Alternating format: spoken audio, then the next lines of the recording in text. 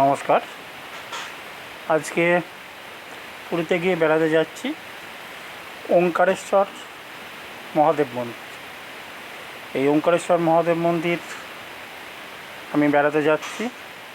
আমি সঠিকভাবে দেখব এবং যেটুকু দেখেছি, যেটুকু আমি দেখব সেটাই আপনাদের দেখাবো।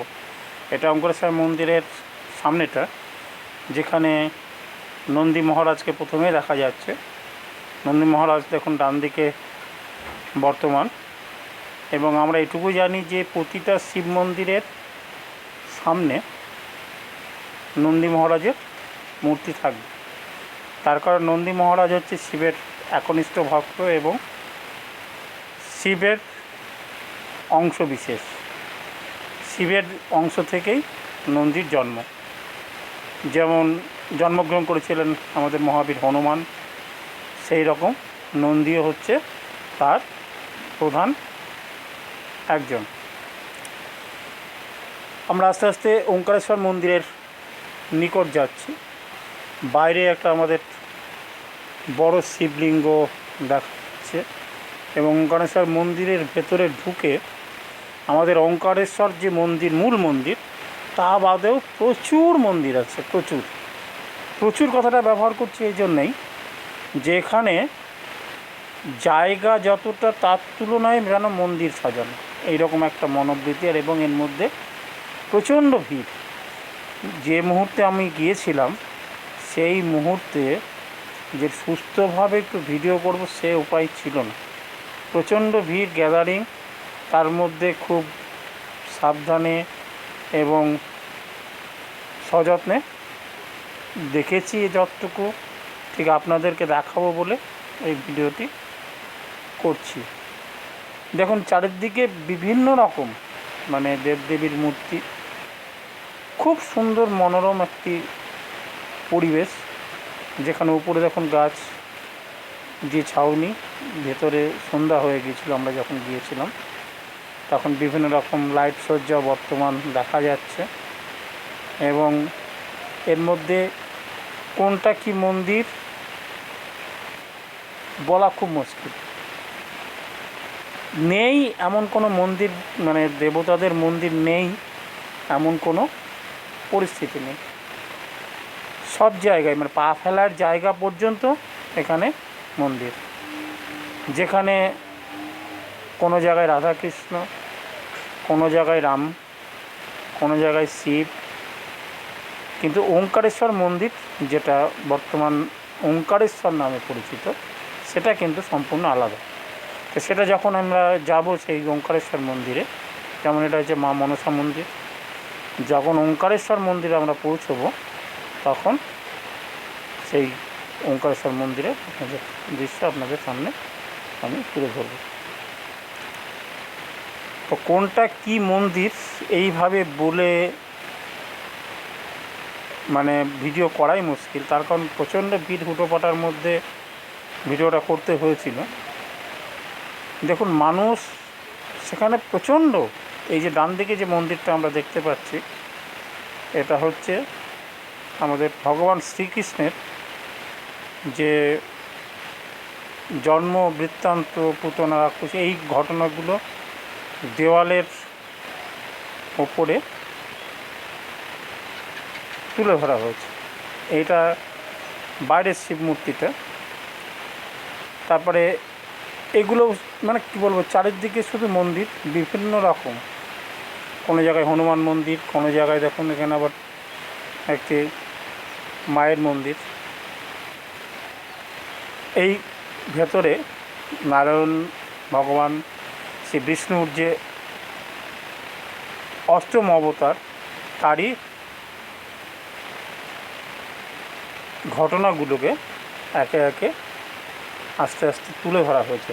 যেমন এখানে দেখানো হয়েছে শ্রী বিষ্ণুর নাভি পদ্ম থেকে জন্ম হচ্ছে আমাদের ব্রহ্মাজি। এই দৃশ্যগুলো বিভিন্ন রকমভাবে তুলে ধরা হয়েছে। দেখুন নাভি থেকে পদ্ম ফুলের ওপরে আমাদের ব্রহ্মা ঠাকুর বিরাজমান। যেহেতু কথিত আছে যে ব্রহ্মা নাভিপদ্ম থেকে, এই বিষ্ণু নাভিপদ্ম থেকে ব্রহ্মার জন্ম। এইখানে সেইরূপ বিভিন্ন রকম দেওয়াল চিত্র দিয়ে তুলে ধরা হয়েছে। এইটা হচ্ছে মূল মন্দির আমাদের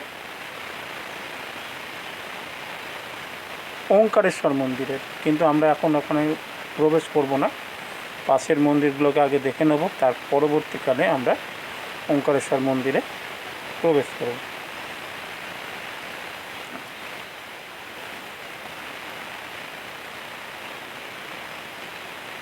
মানে আস্তে আস্তে যখন ওই যে চক্রটা, এটা একটা কথিত আছে নাকি এটা ঘুরিয়ে নিজের জীবনচক্রকে সঠিক পথে আনা যায়। অনেকে যখন ঘোরাচ্ছে ঘুরিয়ে, মানে এটা মানুষের কথিত বা শাস্ত্রের আমরা পাই, সেই জন্য মানুষ এখনও সেই বিশ্বাসের তাগিদে এইসব জিনিসগুলো করে থাকে।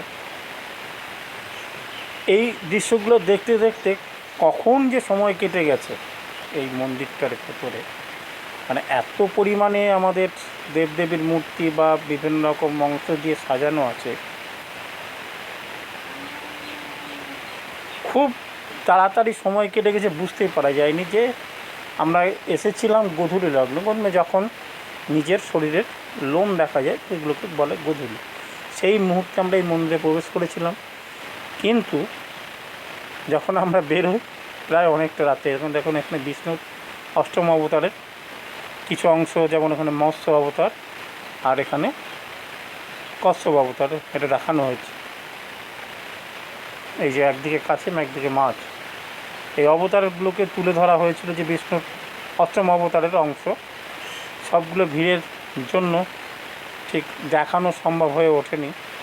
আমি যতটুকু পেরেছি বা যতটুকু আমি দেখতে পেয়েছি সেইগুলোকে আপনাদের সামনে আমি তুলে ধরছি। এটা হচ্ছে আমাদের ওঙ্কারেশ্বর মন্দির, যেটা মূল মন্দির। সেই ওঙ্কারেশ্বর মন্দিরে প্রবেশ করা হয়েছে। এখানে 108টি শিবলিঙ্গ আছে। এই 108টি শিবলিঙ্গে প্রতিটা শিবলিঙ্গের গায়ে বা সাইডে 108 রকম নাম খোদিত আছে। যেমন আমরা শ্রীকৃষ্ণের 108 অষ্টোত্তর শতনাম যেটা বলা হয়, আমাদের দেবাদিদেব মহাদেব শিবেরও 108 শতনাম আছে বা 108টি নাম আছে। এই মন্দিরটি ঢুকলে সেটাই প্রকাশ পায়। তার কারণ সাধারণত 108টি শিবলিঙ্গ আমাদের আশেপাশের মধ্যে বা জানা কোনো মন্দিরে আছে, হয়তো এর থেকে বেশি আছে বা এই 108টে আরও কোনো মন্দির থাকতে পারে, কিন্তু এই পর্যন্ত আমি যতটুকু জানি এই মন্দির ছাড়া অন্য কোনো মন্দিরে এই 108টি শিবলিঙ্গ বা শিব মূর্তি আমি কোথাও দেখিনি। এখানে আমি প্রতিটা জায়গায় দেখুন লেখা দেখা যাচ্ছে যে প্রতিটা শিবলিঙ্গের আলাদা আলাদা নাম। সব নাম মুখে বলা বা এইগুলোকে দাঁড়িয়ে ভিডিও করা এ সম্ভব। মানুষকে ঠেলে, মানুষ আমাকে ঠেলছে, আমি মানুষকে ঠেলছি, এইভাবে ভিডিও করে নিয়ে বেরোচ্ছি। তা এইভাবে আমি দেখলাম ওঙ্কারেশ্বর মহাদেব মন্দির। এটা একটু বাইরের নাট মন্দির, যেখানে সন্ধ্যা আরতি হচ্ছে। দেখুন সন্ধ্যা আরতির শেষ, মানুষ এখন ঘুরতে ঘুরতে এত পরিস্থিতিতে প্রণাম করতে গিয়ে অনেকে সাষ্টাঙ্গে প্রণামের একটু আরামও নিয়ে নিচ্ছে। এটাই হচ্ছে